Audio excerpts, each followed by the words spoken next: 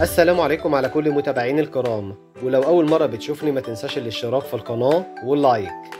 يسرا وأحمد عز يجتمعان على المسرح في ملك والشاطر بموسم الرياض. تعرف على مواعيد عرض المسرحية. كشف المستشار تركي آل شيخ رئيس الهيئة السعودية العامة للترفيه عن الملصق الدعائي لمسرحية ملك والشاطر، واللي بتجمع بين النجمة يسرا والنجم أحمد عز، وبيشارك بيها مجموعة من النجوم. وإلى جانب الفنانة يسرا والفنان أحمد عز، ظهر على البوستر الفنان سيد رجب ومصطفى غريب وشيماء سيف، وتميزت إطلالتهم بملابس بتنتمي لحقبة زمنية قديمة، كما ظهرت شيماء سيف بعصا سحرية، ما يرجح أن العمل بينتمي لنوعية الأعمال الخيالية التاريخية أو القصص الموروثة.